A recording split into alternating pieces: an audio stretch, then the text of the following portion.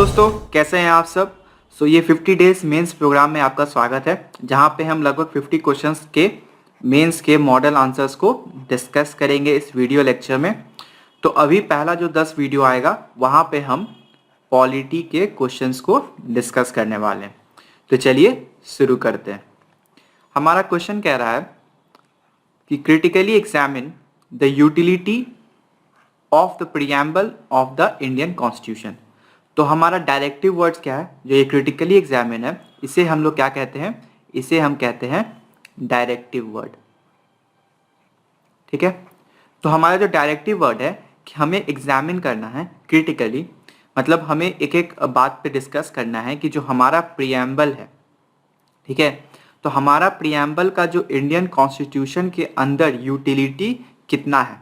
Utility का मतलब क्या हो जाता है, उपयोगिता। ठीक है, तो हमारा कॉन्स्टिट्यूशन के अंदर इस प्रीएम्बल की यूटिलिटी को हमको डिस्कस करना है। तो हम डिस्कशन को कैसे स्टार्ट कर सकते हैं उस पर हम लोग सोचते हैं। तो हमें पता है कि हर क्वेश्चंस का जो बेसिक 3 पार्ट होता है वो होता है इंट्रो, बॉडी और कंक्लूजन। ठीक है, तो जो सबसे इंपॉर्टेंट पार्ट होता है और जो सबसे मार्क्स जहाँ से आता है वो आता है बॉडी से। मतलब हमें जो भी अपने आर्ग्यूमेंट्स देने हैं, ठीक है, उसको अच्छे से सब्सटैंशिएट करना चाहिए एग्जाम्पल के साथ। ठीक है, मतलब जो भी हम पॉइंट्स डिस्कस करने वाले हैं हमें बताना होगा कि वो इस क्वेश्चन के साथ कैसे जा रहा है। उससे पहले हम देखते हैं कि हमें एक इंट्रो देना पड़ता है, कि हमें बताना होता है कि कॉन्स्टिट्यूशन, ये जो क्वेश्चन है, ठीक है, जो हमारे सामने क्वेश्चन दिया हुआ है इसका क्या डिमांड है। ठीक है, अगर क्वेश्चन का डिमांड को हम इंट्रो में थोड़ा सा समझाते हैं, जहाँ पे हम क्या कर सकते हैं कि हम उस टर्म को डिफाइन कर सकते हैं, ठीक है, या उसका कोई ओरिजिन ले सकते हैं, या कोई एक डेटा या फैक्ट से उस चीज़ को समझा सकते हैं। नेक्स्ट हम उसके बॉडी पे डिस्कस कर सकते हैं। अब जैसे कि यहाँ पे हम देखें कि हम लोग को प्रीएम्बल को डिस्कस करना है, क्वेश्चन के रेस्पेक्ट में देखेंगे। तो प्रीएम्बल में हम देखेंगे कि हमारे पास 4 कंपोनेंट्स रहता है ना। उन चारों कंपोनेंट्स का अगर हम यूटिलिटी को, ठीक है, उन चारों कंपोनेंट्स की यूटिलिटी को अगर हम इंडियन कॉन्स्टिट्यूशन के हिसाब से, ठीक है, इंडियन कॉन्स्टिट्यूशन के हिसाब से अगर हम समझा दें तो हमारा क्वेश्चन का सॉल्यूशन आ जाएगा।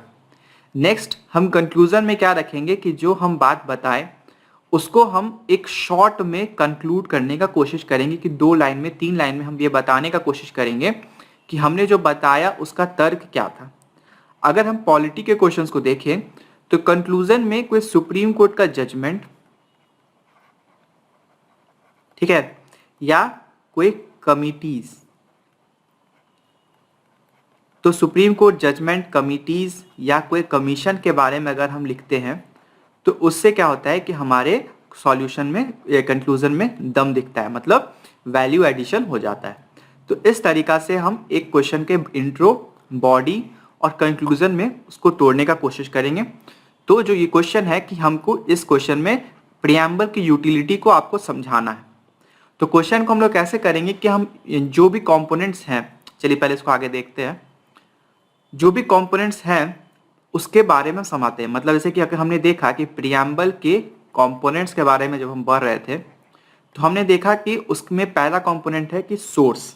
ठीक है, तो सोर्स के बारे में कहता है कि we the people of India, we the people, मतलब कि जो हमारे कॉन्स्टिट्यूशन का सोर्स क्या है, वो हम लोग हैं, उसके जो लोग हैं, जो उसके सिटीजन्स हैं, उनसे ही उसका पावर आता है।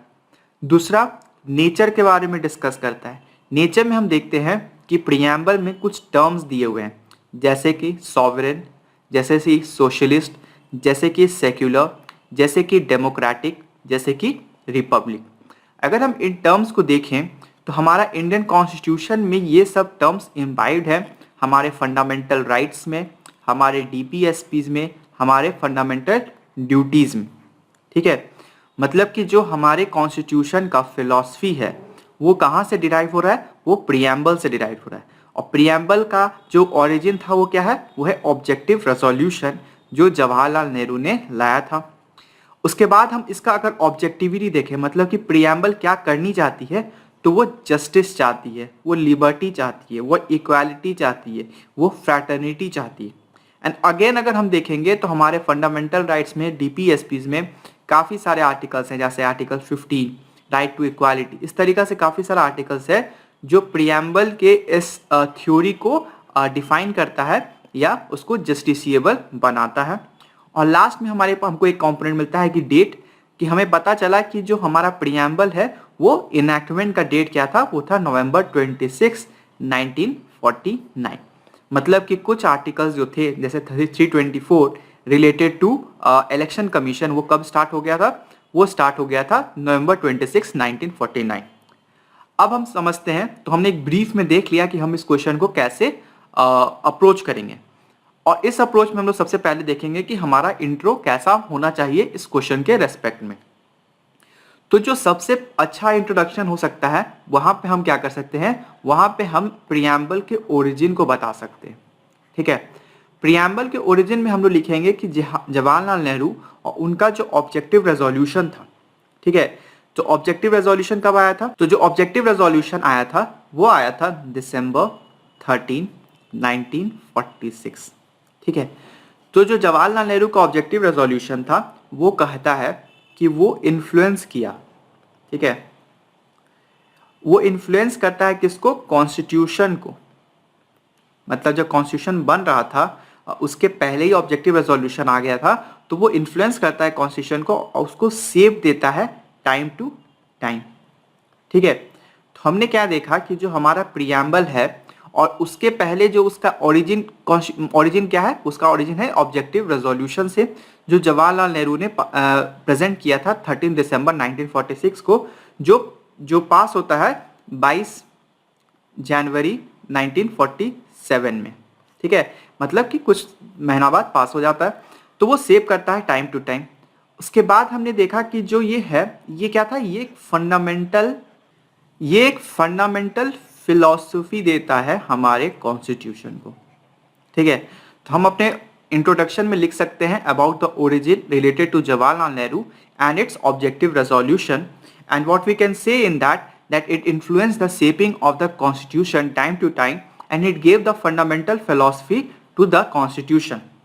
ठीक है, और इसी चीज को जब हम कह सकते हैं कि द मॉडिफाइड वर्जन, मतलब कि जो ऑब्जेक्टिव रेजोल्यूशन का मॉडिफाइड वर्जन है, इसी को हम क्या बोलते हैं, प्रियम्बल बोलते हैं। ठीक है, तो ये हो गया हमारा एक तरीका का ओरिजिन, एक तरह का इंट्रो। उसके बाद हम क्या कर सकते हैं कि कुछ हम डेफिनेशंस दे सकते हैं जो हमारे पास अगर अवेलेबल है। तो उस डेफिनेशन में हम क्या लिख सकते हैं, तो हम लिख सकते हैं कि एक एन ए पलखी वाले जूरिस्ट थे, उन्होंने कहा था कि what the constitution is, what the preamble is, it is an identity card of the constitution. For example, जैसे हमारा आइडेंटिटी कार्ड होता है जहाँ पे नेम होता है, एड्रेस होता है, ब्लड ग्रुप होता है, एज होता है, तो वो हमारा कॉन्स्टिट्यूशन का एक बेसिक इंफॉर्मेशन देता है। ठीक है, तो प्रियम्बल भी वही है, एक बेसिक इंफॉर्मेशन। ठीक है, कि हमारा कॉन्स्टिट्यूशन कैसा हो सकता है। बाद में ये भी कहा जाता है, हम कंक्लूजन देखेंगे, इट इज ऑल्सो की टू द कॉन्स्टिट्यूशन। मतलब अगर हम कॉन्स्टिट्यूशन को ओपन करना चाहते हैं तो उसका की क्या है, उसका की है हमारे पास प्रियम्बल। ठीक है, तो we got the origin, we got a definition and we got an important constitutional amendment. So why, तो अगर हम देखें कि 42nd constitutional amendment act 1976 placed 3 important words in the constitution, in the preamble. Why? That is socialist, secular and integrity. So अगर उस समय के government को लगा कि हमें ये दिखाना चाहिए कि हमारा जो कॉन्स्टिट्यूशन है वो सोशलिस्ट है, हमारा जो गवर्नमेंट है वो सेक्युलर है और हम अपने देश में इंटीग्रिटी चाहते हैं, तो वो इसको प्रियम्बल में ऐड करती हैं या ऐड होता है कब, 42nd अमेंडमेंट एक्ट 1976 से। That shows the utility of the preamble. ठीक है, if the preamble wouldn't have been important, अगर प्रियम्बल की इतनी इंपॉर्टेंस नहीं होती तो हम उसमें अमेंडमेंट करके यूटिलिटी करने का कोशिश नहीं करते। इसी चीज को हम देखें कि preamble is also a basic feature of the constitution. That means that yes, preamble can be changed, but as long as the basic structure of the constitution या basic feature should not be hampered। ठीक है, preamble में changes या amendments लाया जा सकता है, but उसके बेसिक फीचर्स जैसे है, जैसे फंडामेंटल राइट्स हम लोग कहते हैं बेसिक फीचर्स, उसको हम लोग चेंज नहीं कर सकते हैं। तो this is the introduction related to our question. आगे हम देखते हैं कि हम लोग और क्या लिख सकते हैं। जैसा कि हमने बताया कि preamble is the basic philosophy, ठीक है। तो जो कॉन्स्टिट्यूशन का हमारा बेसिक फिलॉसफी है वो हमें कहाँ से मिला, वो हमें प्रियम्बल से मिला। And it is also a fundamental values, ठीक है। तो जो कॉन्स्टिट्यूशन का फंडामेंटल वैल्यूज है उनका भी जो ओरिजिन है वो प्रियम्बल से है। And what type of fundamental values we are talking about, we are talking about political, we are talking about moral, we are talking about religious, ठीक है। तो हमारा पॉलिटिकल वैल्यू कैसा होगा, हमारा मॉरल वैल्यू कैसा होगा और हमारा रिलीजियस वैल्यू कैसा होगा, ये हमें प्रियम्बल से समझ में आता है, ठीक है। तो ये एक लाइन हो सकता है जो इंपॉर्टेंट हो सकता है हमारे ओरिजिन में, मतलब इंट्रोडक्शन में। Again what we can write that the constitution assembly, जो कॉन्स्टिट्यूशन असेंबली थे और उनके जो फाउंडिंग फादर्स थे, मतलब कॉन्स्टिट्यूशन असेंबली बनाने वाले जो फाउंडिंग फादर्स थे, उनका अगर हमको थॉट प्रोसेस समझना है, ठीक है, उनका अगर हमको थॉट प्रोसेस समझना है तो उस थॉट प्रोसेस को समझने के लिए what we can do, we can go through our preamble, ठीक है। The same way supreme court भी प्रियम्बल को इस तरह से यूज करती है ताकि वो अपने जजमेंट्स को उस अकॉर्डिंग देख पाए, ठीक। जब हमने कहा था कि it is an identity card of the constitution, उसमें हम एक ऐड कर सकते हैं सर अलादी एक बात, ठीक है। तो श्री अलादी कृष्ण स्वामी अय्यर कहते हैं the preamble to our constitution express what we had thought and dreamed for so long, ठीक है। हमने मतलब आज़ादी के लिए जो हमने इतना स्ट्रगल किया, 100 साल 200 साल तक हमने फाइट किया ब्रिटिश गवर्नमेंट से आज़ादी के लिए, और उस प्रोसेस में जो हमने अपने कॉन्स्टिट्यूशन के बारे में सोचा कि हमारा कॉन्स्टिट्यूशन कैसा होगा, हम किस तरीका का इक्वालिटी रखेंगे, हम किस तरीका का लिबर्टी देंगे, उस थॉट प्रोसेस को, उस ड्रीम को हम अपने प्रियम्बल में देखते हैं।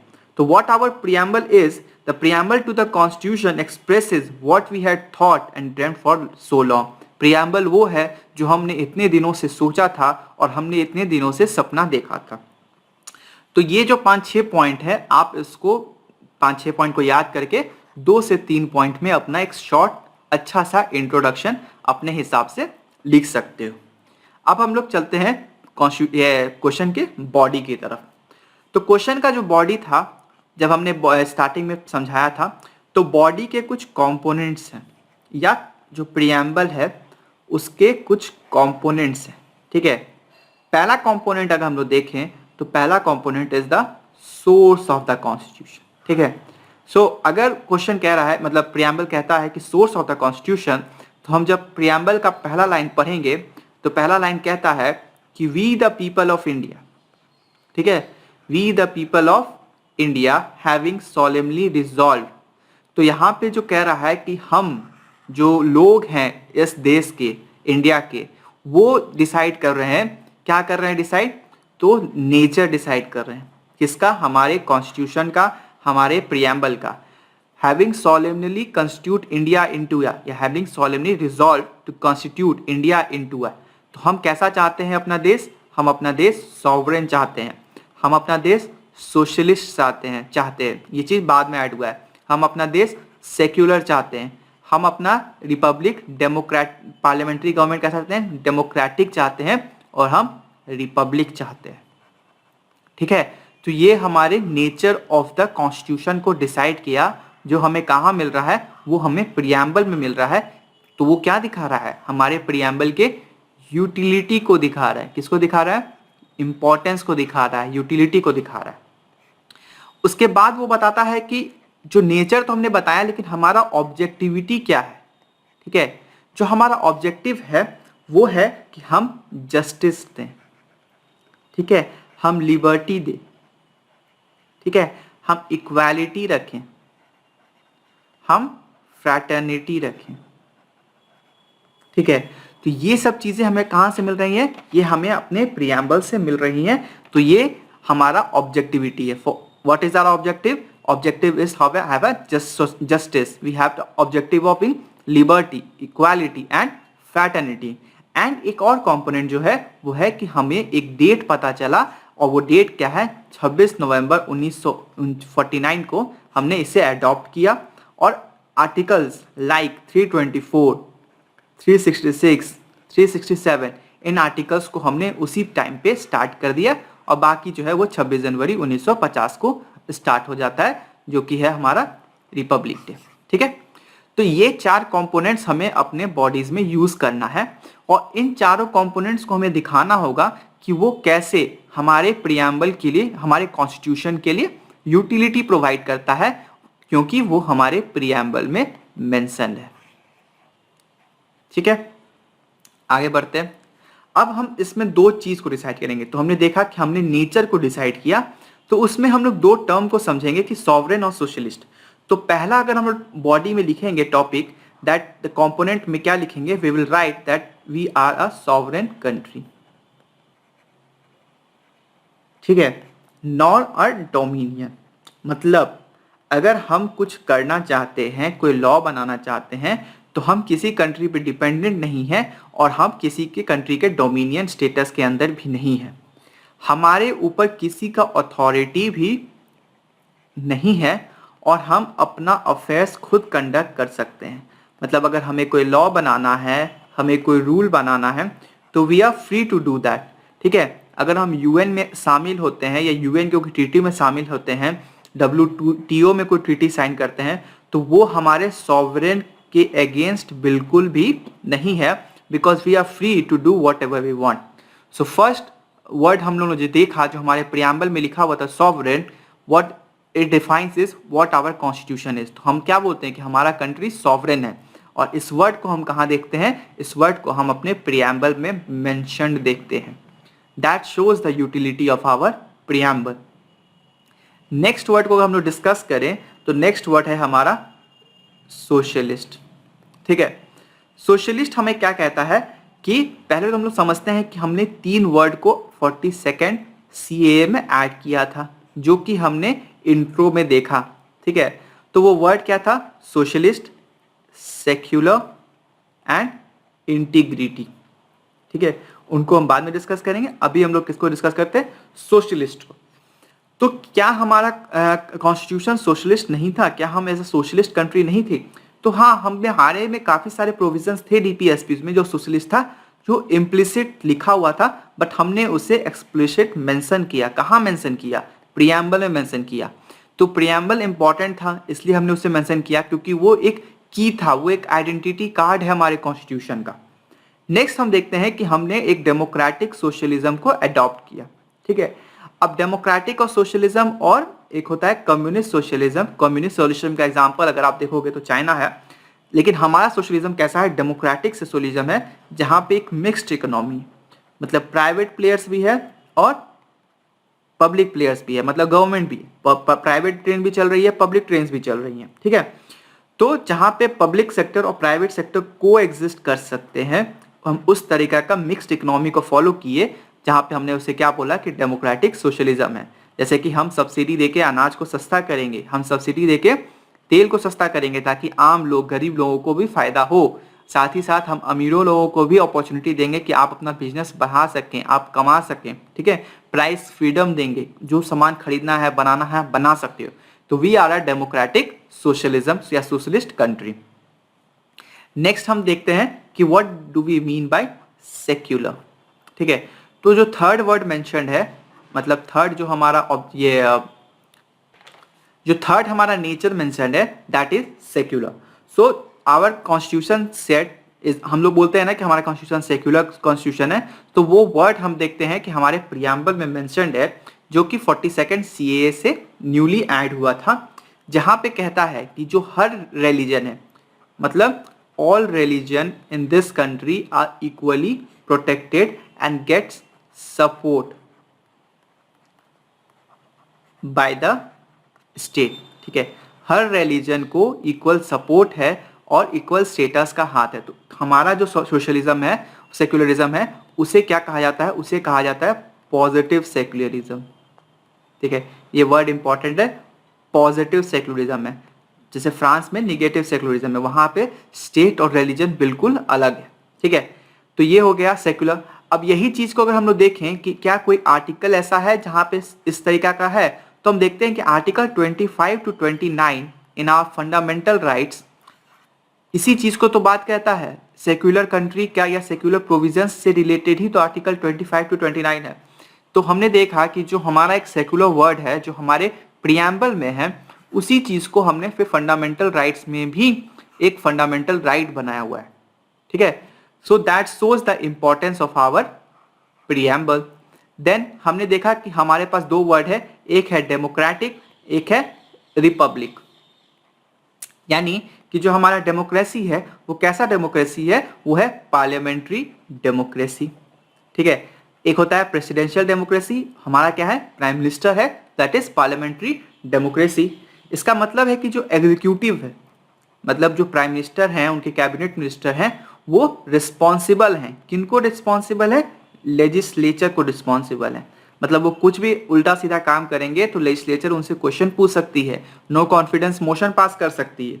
ठीक है, और हमने क्या देखा कि हमारा प्रियंगल का डेमोक्रेसी का मतलब नॉट ओनली पॉलिटिकल, ठीक है, सिर्फ पॉलिटिक्स के रेस्पेक्ट में हम लोग डेमोक्रेटिक नहीं है, but we wanted that our country remains economical and social. तो इकोनॉमिक टर्म्स में और पॉलिटिकल टर्म्स में भी हम लोग, सोशल टर्म्स में भी हम लोग एक डेमोक्रेटिक कंट्री है।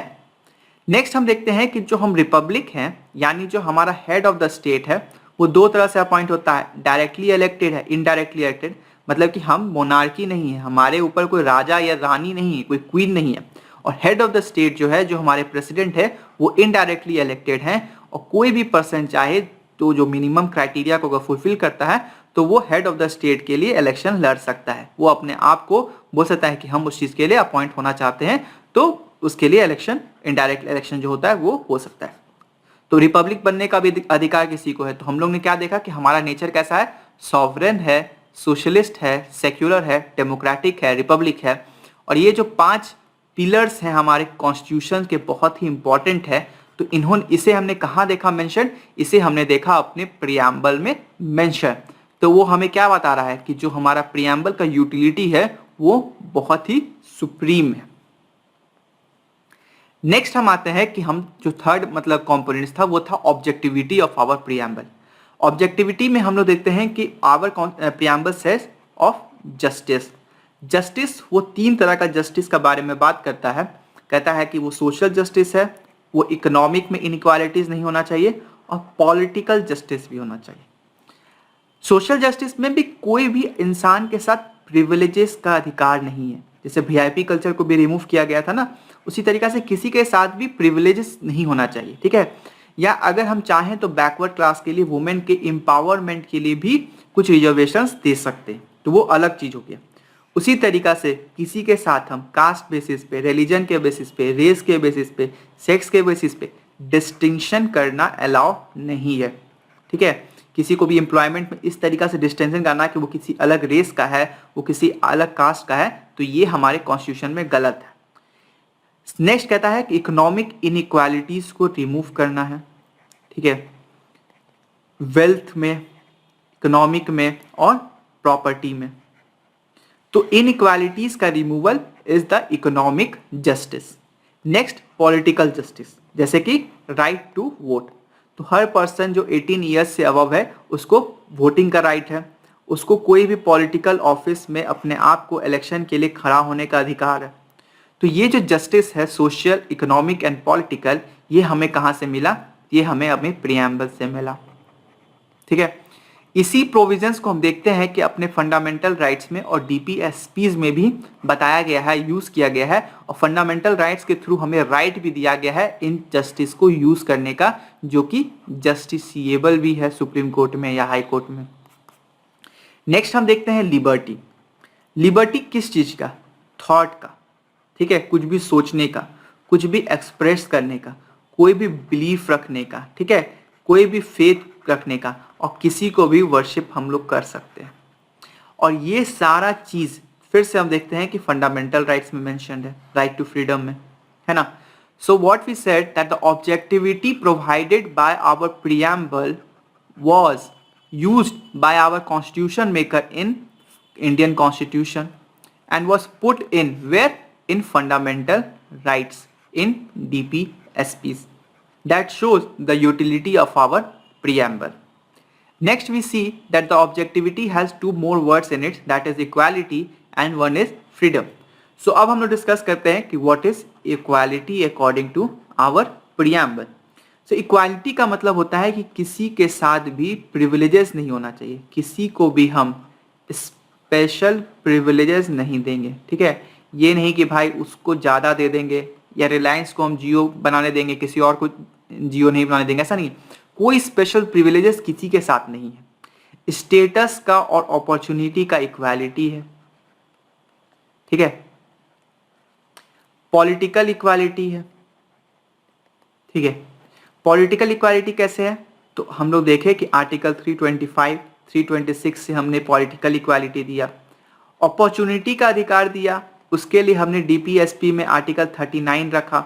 आर्टिकल 39 में हमने क्या कहा कि मेन और वुमेन को इक्वल राइट दिया, ठीक है। लाइवलीहुड का, ठीक है, equal pay for equal work का। सो व्हाट वी हम ये बताना चाह रहे हैं कि जो भी चीज़ या जो ऑब्जेक्टिविटी प्रीएम्बल में है वही चीज़ फंडामेंटल राइट्स में डीपीएसपी में भी है। नेक्स्ट हम देखते हैं फंडामेंटल फ्रैटर्निटी। फ्रैटर्निटी का अगर वर्ड हम मेंशन देखें तो फंडामेंटल ड्यूटीज़ के आर्टिकल 51A के अंदर इसे मेंशन किया गया है, जहाँ पे एक इंसान की डिग्निटी और इंडिविजुअलिटी बहुत ही इम्पॉर्टेंट कहा गया है। Next unity and integrity. Integrity was the word जो कि 42nd अमेंडमेंट में ऐड किया गया था। क्यों ऐड किया गया था कि हमें दिखाया गया था कि देखो हमारा देश का इंपॉर्टेंस कैसा है। कोई भी स्टेट चाहेगा अलग होना तो ये गलत बात है, नहीं अलग हो सकते हो। We have a unity and have a integrity of the nation. So to sum up, अगर हम थोड़ा सम अप करें तो हमारे बॉडी में हमने देखा, ठीक है, हमारे बॉडी में हमने देखा कि जो प्रीएम्बल के ऑब्जेक्टिविटी थे, ठीक है, उसका सोर्स था, उसी सब सोर्स को हमने फिर फंडामेंटल राइट्स और डीपीएसपी में मेंशन देखा। तो हम क्या कह सकते हैं, हम एग्जामिनर को बता सकते हैं कि इस वजह से हम कह सकते हैं कि that is the utility of our preamble. उसके बाद हम अपने बॉडी में कुछ इंपॉर्टेंट पर्सनालिटीज के बारे में लिख सकते हैं। जैसे कि हमने स्टार्टिंग में बताया कि सर अलादी कृष्ण स्वामी अय्यर ने कहा था कि the preamble to our constitution express what we had thought और ड्रीम्ड फॉर सो लॉन्ग। मतलब प्रीएम्बल वो है जो हमने इतने दिनों से सोचा था, हमने जिसका सपना देखा था, वो हमारा प्रीएम्बल है। पंडित ठाकुर दास ने दो वर्ड को इंपॉर्टेंट किया कि it is the soul of the constitution. हमारे कॉन्स्टिट्यूशन की आत्मा के बारे में किसको कहा गया, वो प्रीएम्बल है, वो कॉन्स्टिट्यूशन का एक चाबी है। मतलब अगर कॉन्स्टिट्यूशन जैसी किताब को हमें खोलना है, हमें उसके बारे में समझना है, तो उसके लिए हमको किससे गुजरना पड़ेगा, हम लोग को प्रीएम्बल से गुजरना पड़ेगा, प्रीएम्बल को समझना पड़ेगा। अगर हम प्रीएम्बल को समझ लिए, प्रीएम्बल को देख लिए, तो हम कॉन्स्टिट्यूशन को समझ सकते हैं।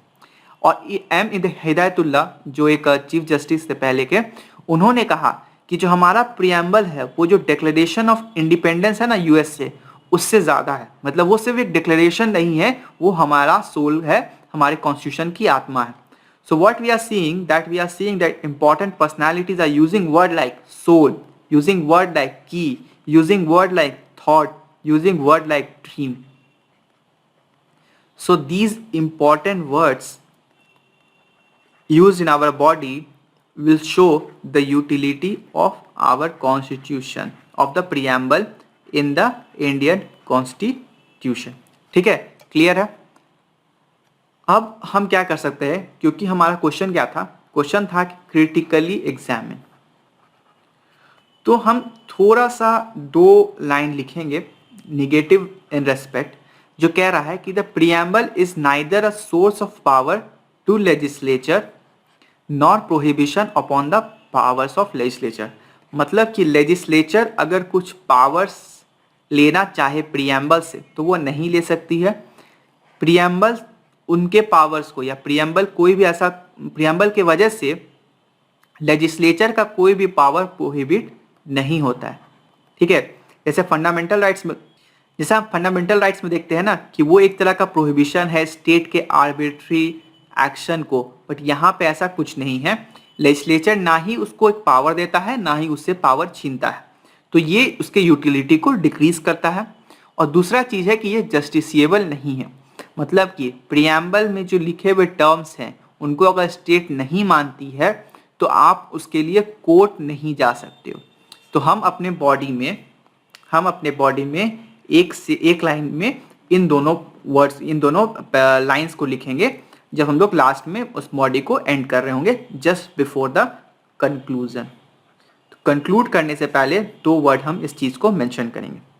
अब हम लोग देखते हैं कि हम लोग कंक्लूजन कैसे लिख सकते हैं। तो हम लोग कंक्लूजन में इंट्रो के उस वर्ड को फिर से मेंशन कर सकते हैं, where we said that the preamble is the opinion। Preamble जो था वो क्या था, वो हमारे फाउंडिंग फादर्स का ओपिनियन था, वो हमारे फिलॉसफी को दर्शाता है। ठीक है, कि हमारा कॉन्स्टिट्यूशन कैसा होना चाहिए। और सबसे इंपॉर्टेंट या सबसे अच्छा है कि हम लोग किसी भी सुप्रीम कोर्ट जजमेंट्स को कोट कर सकते हैं। ठीक है, उसमें हम लोग क्या लिखेंगे कि it is an integral part of the constitution as said in the judgement of Keshavananda Bharati case and LIC of India case. मतलब कि केशव नंदा भारती केस के अंदर और LIC के अंदर सुप्रीम कोर्ट ने किसने कहा था, सुप्रीम कोर्ट ने ये कहा था कि जो हमारा प्रियम्बल है वो एक integral part of the constitution है। कैसा है, इंटीग्रल पार्ट है किसका, कॉन्स्टिट्यूशन का। और सुप्रीम कोर्ट ने भी बार बार ये चीज को बोला है और इंटरप्रेट किया है कि प्रियम्बल को हमें grand and noble vision express in the preamble को उस तरीका से देखना चाहिए कॉन्स्टिट्यूशन के लिए। मतलब कि जब हम कॉन्स्टिट्यूशन को पढ़ते हैं, मतलब कि प्रियम्बल जो है वो सुप्रीम कोर्ट के लिए क्या है, सुप्रीम कोर्ट अगर कॉन्स्टिट्यूशन को समझना चाहती है तो वो प्रियम्बल के नोबल और ग्रैंड विजन को देखती है और उस हिसाब से वो उस चीज़ को समझ सकती है। जिस तरीका से वो DPSP में करती है कि DPSP जस्टिसिएबल नहीं है बट गवर्नेंस के लिए वो इंपॉर्टेंस है, उसी तरीका से प्रियम्बल भी ग्रैंड एंड नोबल विजन जो प्रियम्बल में मेंशन्ड है वो कॉन्स्टिट्यूशन को देखने में या पढ़ने में समझने में हेल्प करती है। तो इसी तरीका से अब हम इस कॉन्स्टिट्यूशन ये आंसर को भी कंक्लूड करते हैं और इस वीडियो में गुड बाय बोलते हैं। Thank you guys.